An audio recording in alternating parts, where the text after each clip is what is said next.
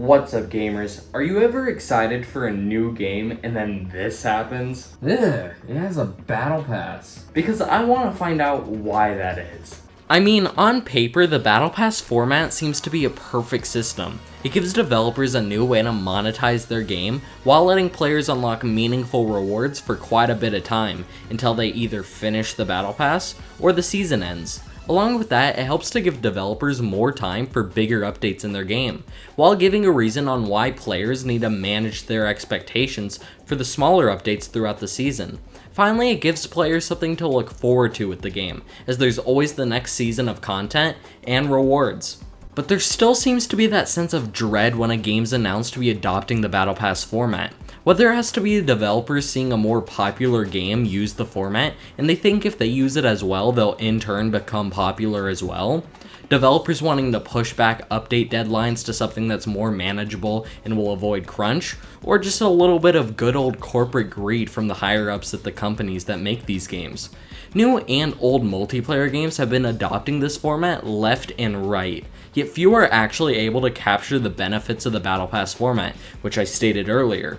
I feel the reason why so many Battle Passes fail comes down to mainly three reasons: content flow / how much content gets added to the game, player progression for rewards, and timing. To start off, what I mean by the content flow is how much content is getting added to the game and at what pace. You see, I briefly mentioned earlier when talking about the benefits of the Battle Pass format, how the seasonal updates and smaller updates need to work concurrently for the system to work. But when the developers remove these smaller mid-season updates, the system falls out of balance, with players feeling that they're stuck waiting for an update that comes out in 3 months, as they've already experienced everything new. And when this happens, it causes players to lose interest in the game, other than returning for a week or so when a new season comes out, before just leaving again.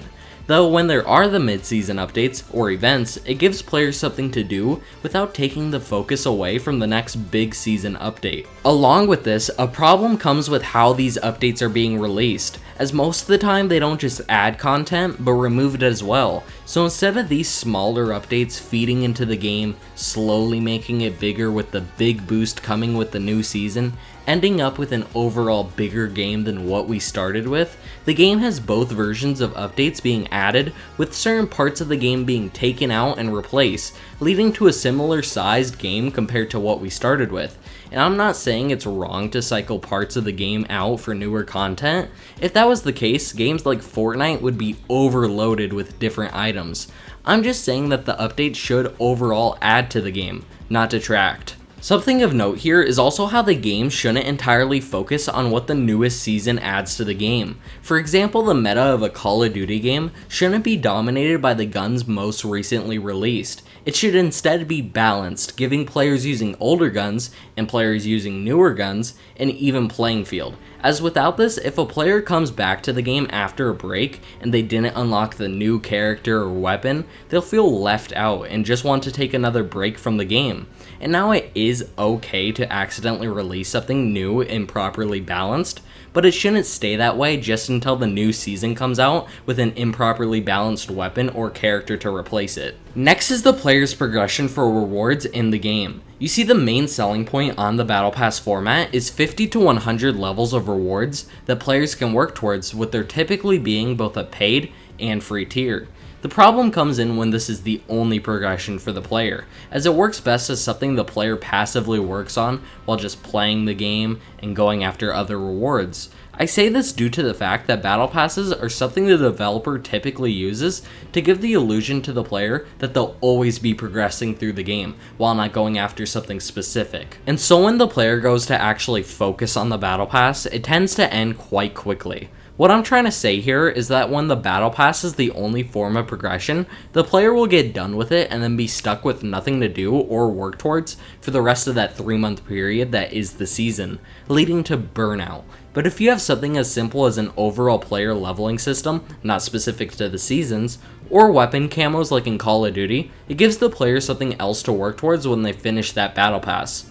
Along with that, this is where the big buzzword FOMO comes into play, or otherwise known as the fear of missing out. as most battle passes are timed for typically 3 months, which includes the rewards within it, causing many people to feel stressed because if they don't play right now to unlock those rewards, they might end up regretting it later as they wanted something from that battle pass. So even if that particular player might not want to play at that moment, they feel forced into it just so they can unlock a shiny new skin, leading to burnout. This issue becomes even bigger when you consider the paid tier of the battle pass that I mentioned earlier, which is in most battle passes, as now they feel forced into paying $5 or more because they don't want to feel left out. This is the same strategy item shops use, which is a topic for another day, and coincidentally got big from Fortnite as well. I also want to make it clear, I'm not trying to say that it's a bad thing to like this format. Hell, God knows I did when Fortnite was big in 2018 and 2019.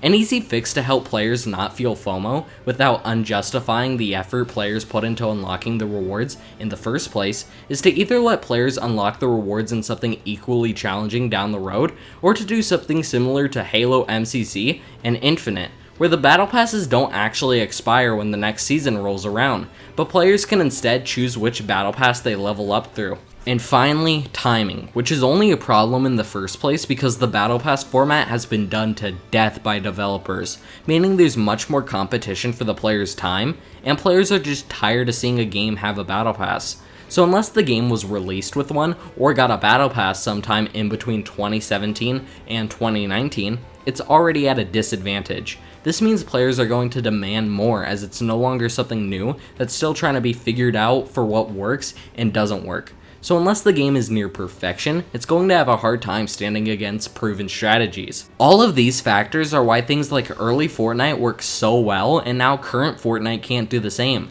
as it doesn't have a good content flow of updates throughout the season.